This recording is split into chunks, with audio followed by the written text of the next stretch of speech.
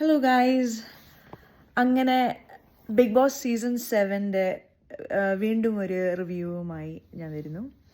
എൻ്റെ ക്യാപ്ഷൻ പറയുന്ന പോലെ വാളെടുത്തവൻ വാളിനാൽ. അത് മറ്റാരെയും ഉദ്ദേശിച്ചല്ല, ഈ സീസണിൻ്റെ മോസ്റ്റ് ഇറിറ്റേറ്റിംഗ് കണ്ടസ്റ്റൻ്റായ നമ്മുടെ സ്വന്തം അനുമോൾക്ക് വേണ്ടിയാണ്. അങ്ങനെ ദൈവമായിട്ട് തന്നെ ഒരവസരം അക്ബറിന് ഒരുക്കി കൊടുത്തു. അതേ സെയിം റൈസ് വെസലുമായി പുള്ളിക്കാരി പൊക്കിക്കൊണ്ട് ലാലേട്ടൻ്റെ ഷോയിൽ അക്ബറിനെ എക്സ്പോസ് ചെയ്യുവാണ് എന്നുള്ള ഒരു ഇൻറ്റൻഷനിൽ കൊണ്ടുവന്നു. മറ്റുള്ളവരുടെ ഫ്ലോസ് കാണിച്ചു കൊടുക്കാൻ എന്നാ സന്തോഷമാണ് പുള്ളിക്കാരിക്ക്. പുള്ളിക്കാരിയുടെ ഒരു തെറ്റ് ഫൈൻഡ് ഔട്ട് ചെയ്ത് കാണിച്ചതാണ് ലാലേട്ടൻ. പക്ഷെ പുള്ളിക്കാരി അവിടെ ഓവർ സ്മാർട്ട്നെസ് കാണിച്ച് ലാലേട്ടൻ പറയാത്ത ഒരു പാത്രം എടുത്തുകൊണ്ട് വന്നു. ആൻഡ് അക്ബറിനെയും നെവിനെയും ഉള്ള എല്ലാവരെയും കുറിച്ച് അവിടെ ഒരു ക്ലാസ് കൊടുക്കുന്നുണ്ട്. എല്ലാവരും അറിയുന്നവരാണ് എത്ര നാഴി അരി ഇടണം ഫോർ ദിസ് മെനി പീപ്പിൾ.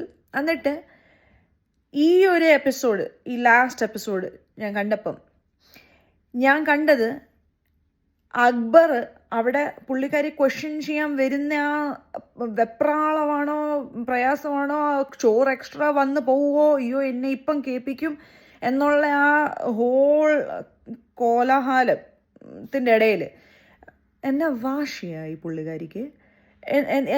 30 വയസ്സിൻ്റെ പക്വത പോലും ഇല്ല.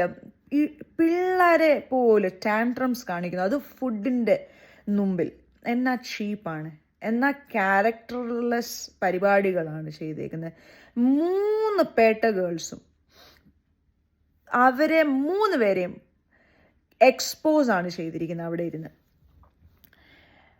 ആ ഫുഡ് പിടിച്ച് വലിക്കുന്നു, വാശി കാണിക്കുന്നു. പുള്ളിക്കാരിയുടെ വിചാരം എന്താ? പുള്ളിക്കാരിയാണോ അവിടുത്തെ റാണി? പുള്ളിക്കാരിയുടെ ആകെ ഒരു ഡ്യൂട്ടി ഈസ് ഫുഡ് ഉണ്ടാക്കുക. She has no right to decide ആര് എന്ത് എത്ര കഴിക്കണം. ഞാൻ ആദ്യമായിട്ടാണ് ആ സാബുമാനെ ദേഷ്യത്തിൽ കാണുന്നത്. പുള്ളിക്കാരൻ്റെ ഡിസിഷനാണ്. പുള്ളിക്കാരന് അധികം ചോറ് കഴിക്കത്തില്ല, അപ്പം വിശക്കത്തില്ലേ? പുള്ളിക്ക് പുള്ളിയുടെ പ്രോട്ടീൻ ഇച്ചിരി പയർ എക്സ്ട്രാ വിളമ്പി കൊടുത്താൽ എന്ത്, അവിടെ ഉണ്ടല്ലോ. ഒന്നും ഒരു വിട്ടുകൊടുക്കാത്ത ഒരു കണ്ടസ്റ്റൻറ്റ് എന്ന് പറഞ്ഞാൽ പുള്ളിക്കാരി പറയുന്ന മുയലിന് 2 കൊമ്പ്. പുള്ളിക്കാരിയാണ് റൈറ്റ്, സെൽഫ് റൈച്ചസ് വുമൻ ആണിത്.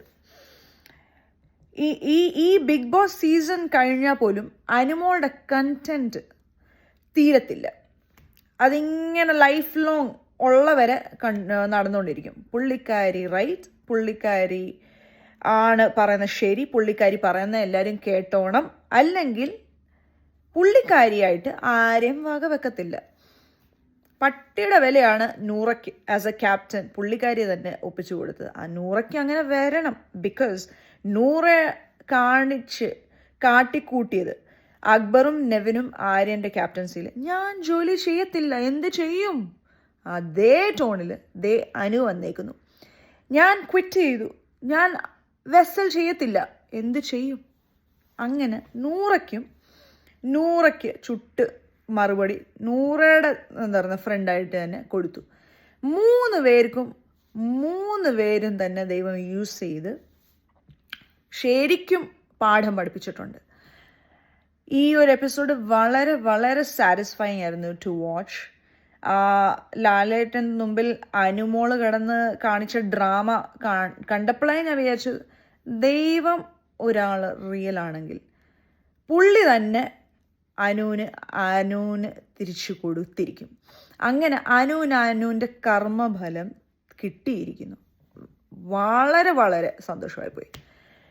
ഷാനവാസ് പറയുന്ന പോലെ എല്ലാവരും പുള്ളിക്കാരി ഇച്ചിരി കൊടുക്കുന്ന റീസൺസ് പിന്നെ ക്യാമറ ആംഗിളിൽ നിന്ന് ദൂരെ എല്ലാവർക്കും വേണോ ആ കരുതൽ കാണിക്കാനുള്ള ആ ഫേക്ക് ഡ്രാമ ചെയ്യാനുള്ള തന്ത്രപൂർവമായ അടവുകളാണ് പുള്ളിക്കാരിയുടെ. അപ്പം പുള്ളിക്കാരി കൊടുത്തു, പുള്ളിക്കാരി കരുതി, പുള്ളിക്കാരി ഭയങ്കര കെയറിങ് ആണ് എന്ന് കാണിക്കാനുള്ള ശ്രമങ്ങൾ. ഏതായാലും ഡിങ്കൻ അനീഷ്. അക്ബർ കൊടുത്ത പേര് എനിക്ക് ഒത്തിരി ഇഷ്ടപ്പെട്ടു.